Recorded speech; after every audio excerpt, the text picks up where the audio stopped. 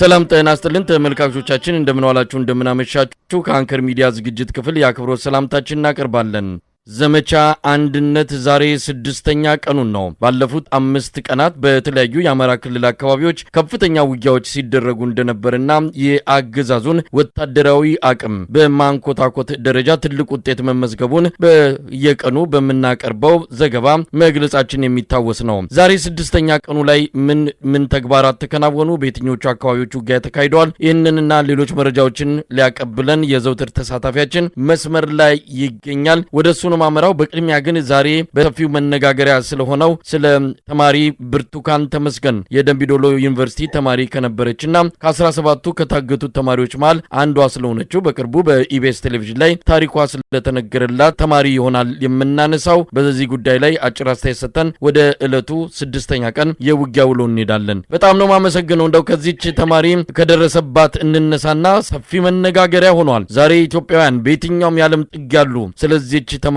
ጉዳይ ከፍተኛ የሆነ ውይይት ሲያደርጉ ነው ያሉት። ብዙዎች ተቆጥተዋል። የአማራ ትግል በእርግጥም ትርጉም ያለውና ምክንያታዊ መሆኑን እንደዚህ አይነት ክስተቶች በሚገባ የሚያስረግጡ ሆነው እየቀረቡ ይገኛሉ። እስቲ ምን እየተባለ ነው? በመጀመሪያ መሳይ በጣም አመሰግናለሁ። ይህንን አጀንዳ ቀድመህ ስላነሳኸው። እቺ ልጅ በጣም ትልቅ ተስፋ የነበራት በጣም በብዙ መከራ ወደ ዩኒቨርሲቲ የገባች ልጅ ነገር ግን ተስፋዋን ሙሉ በሙሉ የመንግስት የጡት ልጆች በሆኑት ታፍና በዩኒቨርሲቲ ግቢ ውስጥ ታፍና ከተወሰደች 1 ዓመት ከ8 ወር ወደ 20 ወር አካባቢ የሚጠጋ በጫካ አድራ ከፍተኛ በደል ተፈጽሞባት ለአእምሮ እጅግ በጣም የሚከብድ ሩቅ የሆነ የሰው ልጅ በሰው ልጅ ላይ ይፈጽማል ተብሎ ከሚገመተው ሩቅ የሆነ በደል ተፈጽሞባት በህይወት ራሱ መገኘቷ በጣም ትልቅ ምልክት ለአማራ ሕዝብ በደልና ስቃይ ትልቅ ምልክት የሆነች ልጅ ናት። ይሄንን ነገር መንግስት እንደ መንግስትነት መንግስት ገደለ፣ መንግስት ደፈረ፣ መንግስት አሰቃየ፣ መንግስት ዘረፈ ከሚባለው በላይ የመንግስትን ትርጉም ያልገባው የመንግስት አካል የመጀመሪያ የመንግስት ድርሻ ዜጎችን ከጥቃት መከላከል ነው። ጉልበታሞች ጉልበት በሌላቸው ሰዎች ላይ ጉልበታቸውን እንዳይጠቀሙ ለማድረግ ነው። መንግስት ከእያንዳንዳችን መብት ቀንሶ ጉልበት መሳሪያ እንዲታጠቅ አስተዳደር እንዲመሰርት በፍርድ ቤት መስርቶ በወንጀለኞች ላይ ፍርድ እንዲወስን የሚያደርገው ዋነኛ ምክንያት ዜጎቹ ደካማ ዜጎች በጉልበታም ዜጎች እንዳይጠቁ ለማድረግ ነው። ጽንሰ ሐሳቡ ይሄ ሆኖ እንግዲህ እቺ ልጅ ዛሬ በቴሌቪዥን ወጣ፣ ከዛ ስቃይና መከራ ወጣ በሚዲያ ላይ ትውጣ እንጂ በርካታ እህቶቻችን በዚህ ሰዓት ከሷ የበለጠም ይሁን በሷ የሚተካከል በደልና ስቃይ እየደረሰባቸው እንደሚገኙ ጉልህ ማሳያ ናት። እቺ ልጅ የስቃዮች ሁሉ ገፈት ተሸካሚ ሁና መጣለች። ተደፍራለች፣ ተገርፋለች። በጫካ ከ2 ዓመት ለሚጠጋ ጊዜ ለ20 ወር ለሚጠጋ ጊዜ በጫካ ራቁቷን አድራለች። እየተፈራረቁ ደፍሯታል። ከየት እንደወለደችው እንኳን የማይታወቅ በሽተኛ ልጅ ይዛ በህይወት አዲስ አበባ መጣለች። ሆስፒታሉ የዩኒቨርሲቲው ሆስፒታል እቺን ልጅ ለተወሰነ ቀናት ሕክምና ከሰጣት በኋላ አምጥቶ አዲስ አበባ ላይ ጥቷት ሄዶ ይሄ ዩኒቨርሲቲ የመንግስት አካል ነው። ምሁራን የተሰባሰቡበት ዜጎችን እኩል ማየት ያለበትና የነበረ ተቋም ሆኖ እያለ ትንሽ ቀናት ሕክምና ካደረገላት በኋላ አዲስ አበባ ላይ አምጦ ነው እንደ መናኛ ጎዳና ላይ ጥቷት ሄደው ከነ ሕፃን ልጇ። ዛሬ ደግሞ ጫንቃዬን ተገርፌ ጋቤን ተገፍፌ ይላል የአማራ አባት ሲተርት። ሁለት በደል ነው የተፈጸመባት እቺ ልጅ። ደረሰባትን ስቃይ፣ በደል፣ መከራ ሁሉ በሚዲያ ላይ አውጥታ በመናገሯ መንግስት እጅግ በጣም ተቆጥቷል። ማዘን ሲገባው፣ ማፈር ሲገባው፣ ማገዝና ማበረታታት ሲገባው ነገር ግን የፖለቲካ እንትኔን ያበላሽብኛል ብሎ ስላሰበ ብቻ እሱ ባልሰራው ወንጀል የኔ ጠላት ናቸው ብሎ በሚዲያ ለሚደሰኩረው ሽፋን ለመስጠት የኢቢኤስ ቴሌቪዥንን በዛሬው ዕለት አምሶታል። ከፍተኛ ጭንቀት ውስጥ ነው ዛሬ በኢቢኤስ ቴሌቪዥን ላይ እየተፈጸመ ያለው። ከዌብሳይት ላይ ዩቲዩብ እንዲወርድ ተደርጓል። ይሄን የጠየቁ ሰዎች ከፍተኛ ወከባ እየተፈጸመባቸው ነው። ምናልባትም እቺ ልጅ አሁን አንተና እኔ እየተነጋገርን ባለበት ሰዓት መንግስት ምን እያረጋት እንደሆነ ምን የምናውቀው ነገር የለም። ዘመድ የላት፣ ወገን የላት፣ አስታዋሽ የላት። ከጎዳና ላይ እንዲሁ ከቤተክርስቲያን በረንዳ ላይ ረጅም ጊዜ በልመና የቆየች ልጅ ዛሬ እቺ ልጅ ምን ሊያረጋት እንደሚችል ፖለቲካዬን አበላሽታለች ብሎ ምን ሊያረጋት እንደሚችል የምናውቀው ነገር የለንም። መንግስት ጨካኝ አረመኔ ሆኗል። እውነት ለመናገር በጣም ከባድ ነገር ነው። ኢትዮጵያውያን ባለፉት 6 ዓመታት የደረሰባቸው ቃላት በላይ ነው። ምድር ላይ የተፈጸመ ግፍ ሁሉ፣ መከራ ሁሉ፣ የሰው ልጅ ሊቀበል የሚችል የማይችለው ሁሉ ምድር ላይ ያለ አንድም የቀረ ነገር የለም። የጭካኔን ጥግ አይተናል፣ አሳይተናል። እንደ ሀገር ነው የምናፍረው እውነት ለመናገር። በነገራችን ላይ እቺ ልጅ በአሁን ሰዓት በመንግስት የደህንነትና የስለላ ክትትል ስር ነው ያለችው። ለማንም ሚዲያ ከዚህ በኋላ መረጃ እንዳትሰጥ ከፍተኛ ማስጠንቀቂያ ተሰጥቷት በአፈና ውስጥ ነው ያለችው። የትም መሄድ አትችልም። እንደሰማነው ከሆነ ምናልባትም ነገ ከነገ ወዲያ ዶክመንተሪ ፊልም በስሟ ተዘጋጅቶ እንደሚቀርብ ነው የተገለጸው። እሷም በዶክመንተሪ ፊልም ውስጥ የደፈሩኝ የአማራ ጽንፈኞች ናቸው፣ ገንዘብ ሰጠውኝ ነው በኢቢኤስ ቴሌቪዥን ላይ የቀረብኩት የሚል ቃል እንድትናገር አስገዳጅ ሁኔታ ቀርቦባታል። እንግዲህ በዶክመንተሪ ፊልሙ ቀረጻ ላይ እንዳለ ነው የሰማነው። የደምቢዶሎ ዩኒቨርሲቲም ከማህደር ክፍል ውስጥ በሙሉ ዶክመንቷንና ማስረጃዋን በማጥፋት የኔ ተማሪ አይደለችም ሲል መግለጫ ሰጥቷል። እንደሚከስም ለኢቢኤስ ማስጠንቀቂያ በሰጠበት መግለጫው ላይ አይተናል። እጅግ አሳፋሪ፣ እጅግ እንደ ሀገር የሚያዋርድ ብሔራዊ ውርደት ነው ማለት ይቻላል። ለማንኛውም የአማራ ህዝብ ትግል፣ አማራ ህዝብ የጀመረው ትግል ምን ያህል ትርጉም እንዳለው፣ ምን ያህል ምክንያት እንዳለው በሚገባ ያሳየ ክስተት ነው ተብሎ እየተነገረ ነው የሚገኘው። እንግዲህ ምናልባት የዚች ልጅ ታሪክ ነገ ከነገ ወዲያ የአማራን ህዝብ ትግል በጥርጣሬ ለሚያዩ በተለያየ መልኩ ለሚገልጹ ሰዎች ማፈሪያ በሆነ መልኩ ሊቀርብላቸው ወይም ደግሞ ራሳቸውን ሲያደርጉት የነበረውን በተመለከተ እንዲያፍሩ የሚያደርጋቸው እንደሚሆን የሚጠበቅ ነው። እስቲ ወደ ዕለቱ ክስተቶች እንምጣ። አንድም ይህንን ለማስቀረት ነው የአማራ ፋኖ ታጋዮች በየአቅጣጫው እየተፋለሙ የሚገኙት። ዛሬ 6ኛ ቀን ላይ ነው ያሉት። እስቲ ወደ ውጊያዎቹ እንምጣና ያሉትን መረጃዎች አካፍለን ከወሎ እንጀምራለን።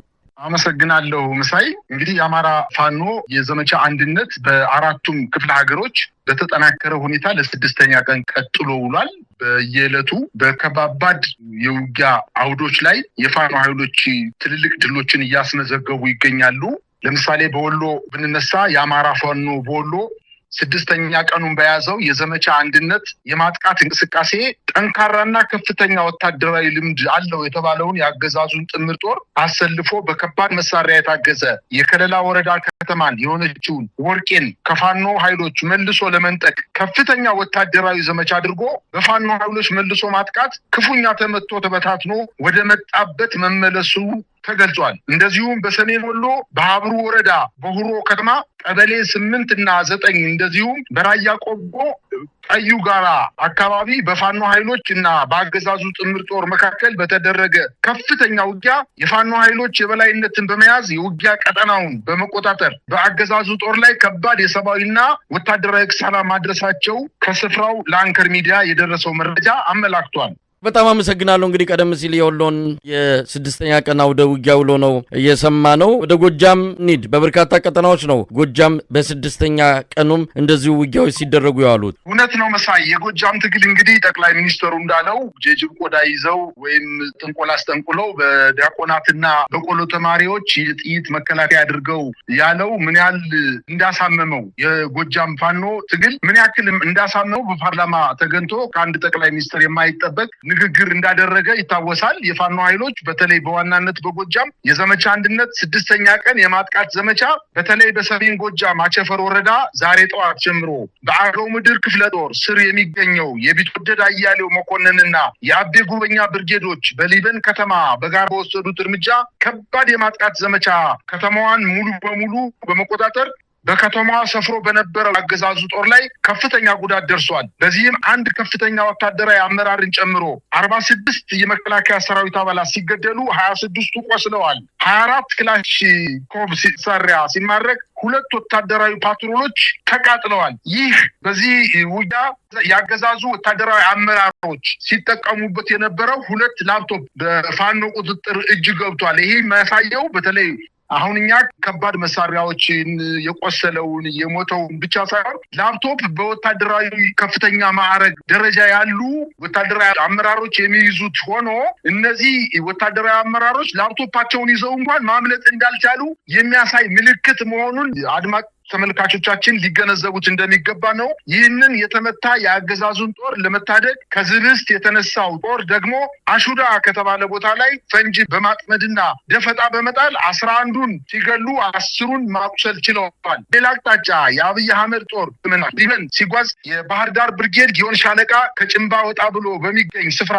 በድሽቃ በመደብደብ እንዳይንቀሳቀስ ከማድረጉም በተጨማሪ በጦሩ አባላት ላይ ከባድ ኪሳራ አድርሰዋል። የፋኖ ኃይሎች በከፍተኛ ድል ወደ ሊበን ከተማ ሲገቡ የከተማዋ ነዋሪ ወደ ጎዳና በመውጣት በከፍተኛ ደስታ አቀባበል ያደረገላቸው መሆኑን ለማወቅ ተችሏል። በሌላ በኩል የአገዛዙ ጦር 56ኛ ክፍለ ጦር ከአዴት ከተማ ተነስቶ ቋሪትን ለመቆጣጠር ብር አዳማ ከተባለ ቦታ ላይ ሲደርስ ከፋኖ ኃይሎች ከባድ የመልሶ ማጥቃት ደርሶበት በሽንፈት ወደ መጣበት እንዲመለስ ተደርጓል። በሌላ አቅጣጫ 23ኛ ክፍለ ጦር ከፍኖተ ሰላም ከተማ አትናውስ ከተባለ ወታደራዊ ካምፕ ተነስቶ በጅጋ በኩል ቋሪትን እንዲቆጣጠር ግዳጅ የተሰጠው የአብይ አህመድ ጦር ከየካቲት 30 ጀምሮ ከገነት አቦ ከተማ ማለፍ ሳይችል ቀርቷልኝ። ከባድ መልሶ ማጥቃት ደርሶበት ወደ ዝንድብና ጅጋ እያፈገፈገ መሆኑ ተመላክቷል። በተጨማሪም የአማራ ፋኖ 1ኛ ክፍለ ጦር ዛሬ መጋቢት 15 መራዊ የሚገኘውን ቻይና ካምፕ በቡድን መሳሪያ ከፍተኛ ድብደባ የፈጸመ ሲሆን በኮንክሪት ምሽግ ራሱን ቀብሮ ለመከላከል ጥረት ሲያደርግ የዋለው የአገዛዙ የጦር ኃይል በኮሎኔል ታደሰ ሙሉነህ ብርጌድ በተሰነዘረበት ከፍተኛ ጥቃት ከ13 በላይ የጦሩ አባላት የሞቱ ሲሆን ከ20 በላይ ቁስለኛ ሆኖ ተመዝግቧል። ይህ ካምፕ ሲደበደብ መግቢያ መውጫ ያጣው የጠላት ጦር ከጭንባ ኃይል ለመጨመር ቢሞክርም በባህር ዳር ብርጌድ ደፈጣ በመያዝ ሲመታም አርፍዷል። በዚህ ምክንያትም ጠላት እንዳይቀናጅ ኃይል በማዛባት ሙትና ቁስለኛ በማድረግ ተችሏል። በሌላ በኩል አዲስ አለማየሁ 7ኛ ክፍለ ጦር ደጃዝማች ተርላጓሉ ብርጌድ በምስራቅ ጎጃም ዞን አንበር ወረዳ አንበር ከተማና ጃማ ቀበሌ ላይ ከፍተኛ የሆነ ውጊያ አድርጓል። በዚህ አውደ ውጊያም ከ45 በላይ ጠላትን መደምሰስ የተቻለ ሲሆን ከ24 በላይ ቁስለኛ ማድረግ ተችሏል። በዚህ ዞን አብራጅት ብርጌድም ኮርክ ከተማ በመግባት 4 የመከላከያ አባላቱን ሲደመሰሱ 27ቱን በማቁሰል ጠላትን ረፍት እየነሱ ይገኛሉ። በተጨማሪ ውጊያው በፋኖ ኃይሎች በየዕለቱ የበላይነት በመያዙ የጠላት ኃይል በየቀኑ እየረዳው ይገኛል። ጀነራል ተፈራ ማሞ እንደተናገሩት ገበያና ጦር ሲፈርስ አይታወቅም ብለው እንደተናገሩት የአብይ አህመድ እያስገደደና እያፈሰ የደሃ ልጅን ወደ ማሰልጠኛ ቢልክም በየቀኑ ከማሰልጠኛ እየጠፋ ፋኖን እየተቀላቀለ ይገኛል። በዚህ ሳምንት ብቻ ከብር ሸለቆ ወታደራዊ ማሰልጠኛ ከ20 በላይ ሰልጣኞች በመግዛት ፋኖን ተቀላቅለዋል። በተመሳሳይ ሁኔታ ህዝባችንን አንጨፈጭፍም ያሉ 3 የአገዛዙ ጦር አባላት ከጃዊ ወርቅ ሜዳ ከድተው ከነመሳሪያቸው የመብረቁ ብርጌድ ፋኖን ተቀላቅለዋል። በጣም ነው የማመሰግነው። እንግዲህ የጎጃሙን አውደ ውጊያ በተመለከተ ያስቃኘህን ሪፖርትን ነበረ አሁን ያቀረብከው። ወደ ጎንደር ደግሞ እንለፍ። በጎንደር ዛሬም እንደ ባለፉት 5 ቀናት በበርካታ አካባቢዎች ነው የህልውና ተጋድሎ ቀጥሎ ያለው። እስቲ ጎንደር ምን አለ? እንግዲህ ጎንደር ከጎጃም ጋር የመጀመሪያው ቀን በ10 ነው ውጊያ የጀመረው። አሁን 6ኛ ቀኑ ነው። በ6 ቀን ውስጥ በየቀኑ የውጊያ ቀጠናዎች እየሰፉ የሚቆጣጠሩት ወታደራዊ ቀጠናዎች እየጨመሩ በመምጣታቸው የአገዛዙ ጦር በተለይ በአዘዞ ከተማና በአንዳንድ ወታደራዊ ምሽጎቻቸው ላይ በመሆን ከፍተኛ ጭንቀት ውስጥ እንደገቡ የአካባቢው ምንጮቻችን እየዘገቡልን ይገኛሉ። ከዚህ በፊት ከደባርቅ ጀምሮ ወደ ዛሪማ ወደ ማይጸምሪና አድርቃይ አካባቢ የጀመረው እንቅስቃሴ በዚህ በኩልም ደግሞ በደቡብ በኩልም እንዲሁ በጸዳ በእንፍራንስ በበለስ አካባቢ የጀመረው ውጊያ ወደ ጎንደር ከተማ እየተጠጋ ወደ ጸዳ እንዲሁም ወደ ቆላድባ አካባቢ አሁንም ደግሞ ወደ ጭልጋ አይምባ አካባቢ በትናንትናው ዕለት ከፍተኛ ውጊያ ሲደረግ ውሏል። ዛሬ ደግሞ የዘመቻ አንድነት ለስድስተኛ ቀን በተለያዩ አካባቢዎች ተጠናክሮ የቀጠለ ሲሆን በአማራ ፋኖ አንድነት በጎንደር የጎንደር የበጋሻው ክፍለ ጦር ከጎንደር ከተማ 25 ኪሎ ሜትር ርቀት ላይ በምትገኘው የወገራ ወረዳ ዋና ከተማ የሆነችውን የአምባ ጊዮርጊስ ከተማን ከከባድ ፍልሚያ በኋላ ከአገዛዙ እጅ በመንጠቅ ተቆጣጥሯታል። በዛ ተጨማሪም ከጎንደር ባህር ዳር ዋና መንገድ ላይ በሚገኘው ባህረ ግንብ ብሩቦክስና ምንዝሮ በተባለ ቁልፍ ቦታዎች ላይ የጎንደር የበጋሻው ክፍለ ጦር በአገዛዙ ጦር ላይ ጥቃት በመፈጸም በጠላት ኃይል ላይ ከባድ ሙትና ቁስለኛ ማድረግ የተቻለ ሲሆን ጠላት ወደ መጣበት እንዲመለስ ተደርጓል። በሌላ ዜና በዘመቻ አንድነት ከፍተኛ ጫና ውስጥ የገባው የአገዛዙ ጦር ዛሬ ጠዋት የምስራቅ በለሳ ዋና መቀመጫ የሆነችውን ጓላን ለቆ በመውጣት የፋኖ ኃይሎች ከተማዋን ለመቆጣጠር ችለዋል። እንዲሁም በሌላ ዜና በጸረ ቅኝ ግዛት የአርበኝነት ተጋድሎ በጎንደር ቁጥር 1 ስመጥር ጀግና በሆነው ራስ አሞራው ውብነህ ተሰማ ስም አዲስ ኮር መመስረቱን የአማራ ፋኖ አንድነት በጎንደር አስታወቀ። በዚህ ስመጥር ጀግና ስም አዲስ ኮር መቋቋሙን ተከትሎ የትውልድ አካባቢው በሆነው በላይ አርማጭሆ፣ በታች አርማጭሆ፣ በምዕራብ አርማጭሆና በማዕከላዊ አርማጭሆ ያሉ ነዋሪዎችና ወጣቶች በከፍተኛ መነሳሳት ውስጥ በመግባት የፋኖ ኃይሎችን እየተቀላቀሉ ይገኛሉ። ይሄ የአራቱ የአርማጭሆ ወረዳዎች የአሞራው ውብነህ ሲነሳ የሚነዝራቸው ስለ አሞራው ውብነህ ጀግንነት ሲነሳ የሚነሽጣቸው ወጣቶች ብቻ ሳይሆኑ አረጋውያን ጭምር የቃታ ብረታቸውን እያዙ ከፋኖ ኃይሎች ጋር እየተቀላቀሉ በአገዛዙ ጦር ላይ ከፍተኛ ጭንቀት እየፈጠሩ እንደሆነ ለማወቅ ችለናል። እንግዲህ አማራ ክልል የህልውና ተጋድሎ ከሚካሄድባቸው አካባቢዎች አንዱ የሸዋ ቀጠና ነው። በሸዋም እንደዚሁ ዛሬ ስድስተኛ ቀን በያዘው ውጊያ በርካታ ድሎች መገኘታቸውን እየሰማን ነው። በሸዋ ያለውን ደግሞ እስቲ እንስማው። የአማራ ፋኖ በሸዋ የዘመቻ አንድነትን ተቀላቅሎ እያደረገ ባለው ከባድ ትንቅንቅ በተለይ በምንጃር ቀጠና በአረርቲ በበረህት መተብላና በጅሩ አካባቢዎች እንዲሁም ለአገዛዙ የሸዋ ኮማንድ ፖስት ዋና ማዘዣ በሆነችው ደብረ ብርሃን ከተማና በዙሪያዋ ሚባንድ ጀምሮ በፋኖ ኃይሎች ከባድ የማጥቃት ዘመቻ እየተደረገ ሲሆን በአብይ አህመድ ጦር ላይ ከፍተኛ ሰብአዊና ቁሳዊ ጉዳት እየደረሰበት መሆኑ እና በተደረጉ ውጊያዎች የከፍተኛ ወታደራዊ አመራሮች አጃቢቱ አባላት መደምሰሳቸውን ተገልጿል። ይህ ድል የተገኘው የዘመቻ ሚስጥራዊነት አመራሩ እና ሰራዊቱ በጥብቅ ዲሲፕሊን በመቻሉ ጭምር እንደሆነ የሸዋ ፋኖ ህዝብ ግንኙነት መምሪያ ኃላፊ አያይዘው ገልጸዋል። በአጠቃላይ በሸዋ እየተደረገ ያለው አውደ ውጊያ በጣም በአይነቱ ሰፋ ያለና የድርጅቱ ተሳታፊዎችን በርካቶች በመሆናቸው ይህንን ተቋቁሞ የአማራ ፋኖ በሸዋ እዝ በተለያዩ የአውደ ውጊያዎች ላይ ከፍተኛ ድል እየተቀዳጀ ይገኛል። በኦሮሚያ ክልል አዋሳኝ ድንበሮች ባሉ ከተሞች ላይ ከ2 እና 3 ቀናት በፊት ጥቃት ሰንዝሮ ከፍተኛ ድል እንደተጎናጸፈ ለማወቅ ይቻላል። መሳይ እንግዲህ በአጠቃላይ ያለውን ሁኔታ ነው የተመለከትነው። በነገራችን ላይ የአማራ ፋኖ አንድነት በጎንደር ሰብሳቢ ሻለቃ ሀብቴ መልእክት አስተላልፈዋል።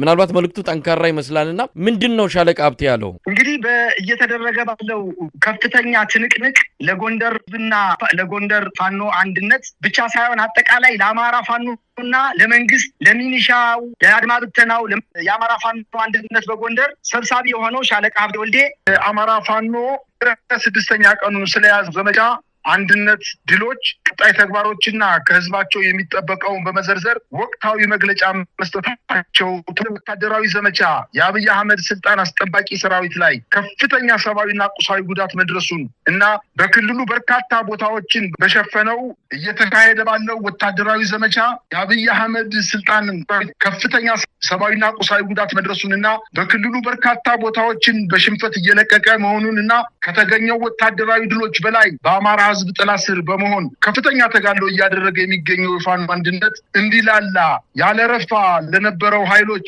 ሴራቸው በቀናት የተቀናጀ ወታደራዊ ዘመቻ ሐሳባቸውና ድርጊታቸው መንኮታኮቱን ገልጾ ገና በስድስተኛ ቀን ዘመቻ ውልቁልቁ የወጣው ሰራዊቱና ብልጽግና ለሽንፈቱ ሰበብ እየፈለገ ዲስኩር እየፈለገ ሲዳክር ተመልክተነዋል ብለዋል። ነገር ግን ትግሉ ከበቂ በላይ ምክንያት ያለውና ሙሉ በሙሉ በአማራ የቁርጥ ቀን ልጆች ፊት አውራሪነት ብቻ የሚመራ እንጂ ለተራ ፍላጎት የህዝባችንን ጥቅምና ደህንነት አሳልፈን የምንሰጥ በአዴኖች አይደለንም።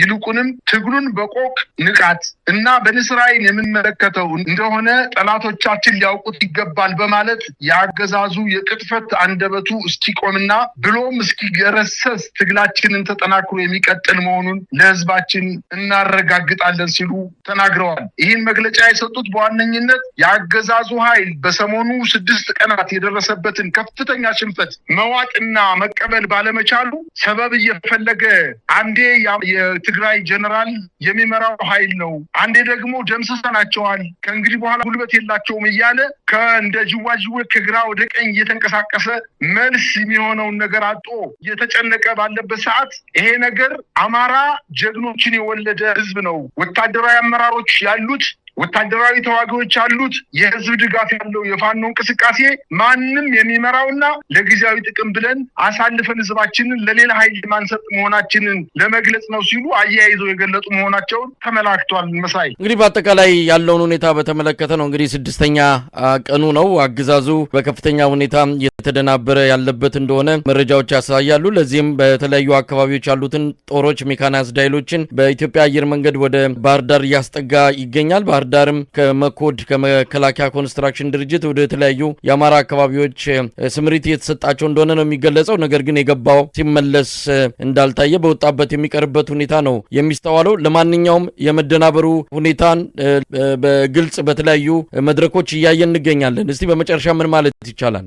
መሳይ በአጠቃላይ የአማራ ህዝብ ትግል ከበቂ በላይ ምክንያት ያለው ስለሆነ እና መንግስት በአማራ ህዝብ ላይ እየፈጸመ ያለው እጅግ በጣም ለሰሚውም ለአድማጩም ግራ የሚያጋባ እጅግ በጣም ጥላቻ የተሞላበት በደል እየፈጸመበት በመሆኑ የፈለገውን ያክል መሳሪያ ቢታጠቅ የፈለገውን ያክል ወታደራዊ ስልጠና ሰጥቶ አይደለም በአንድ ወርና በ15 ቀን የለብለብ ስልጠና አይደለም ከክልሉ የኦሮሚያ ክልልን ልዩ ኃይል ሙሉ በሙሉ ወደ አማራ ክልልና ድንበር ከተሞች ላይ በማስገባት ውጊያ መክፈት አይደለም ከሌላ ሀገር ተበድሮ ወታደር አምጥቶ እንኳን ይሄን የህዝብ ትግል መቀልበስ የማይቻልበት ደረጃ ላይ ደርሷል። ህዝብ የሚያሸንፈው ምክንያት ስላለው ነው። ፋኖ የህዝብ ወኪል በመሆኑ የህዝብን በደልና ስቃይ ተሸክሞ ወደ ትግል በመግባቱ በምንም የተደራጀ የጠነከረ ኃይል ፊት ለፊት ቢመጣበት እንኳን ተጋፍቶ ማሸነፍ ከምርጫም በላይ ሌላ ምርጫ የሌለው መሆኑን አውቆ እየታገለ ስለሆነ ሰራዊት በአውሮፕላን፣ ሰራዊት በመርከብ፣ ሰራዊት በጀልባ፣ ሰራዊት በመኪና፣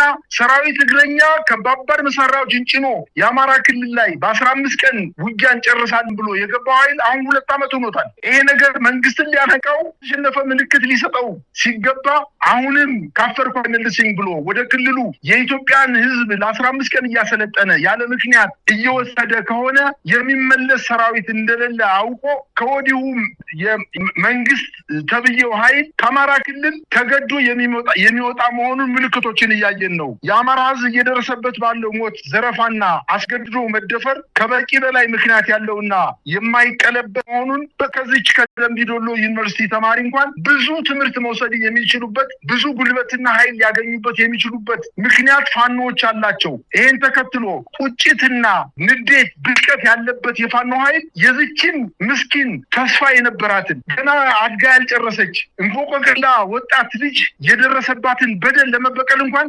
ማንኛውም አማራ ወጣት አይደለም ሴት ሳይቀር ህፃናት ሳይቀር አዛውንት ሳይቀር ቄስ መለኩሴ ሳይቀር ይሄን ስርዓት ተጋፍጦ ወደ ጉድጓዱ ከስልጣኑም ነቅሎ በማውጣት የኢትዮጵያን ህዝብ ጨምሮ ነፃ ለማውጣት ከፍተኛ ትግል እያደረገ ነው። ይሄም ይሳካለታል የሚል እምነት ነው ያለኝ። መሳይ በጣም አመሰግናለሁ። እንግዲህ አማራ ፋኖ ትግል አሁንም እንደቀጠለ ነው። በሚቀጥሉት ቀናትም ያሉትን መረጃዎች ይዘን እንመለሳለን። ለአሁን በጣም አመሰግናለሁ።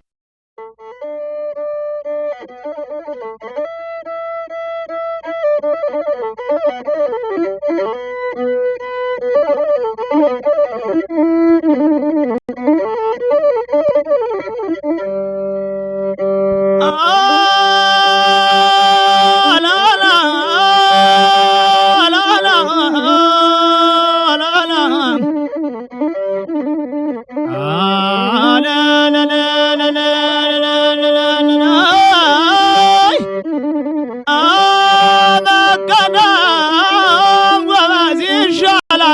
ቀደም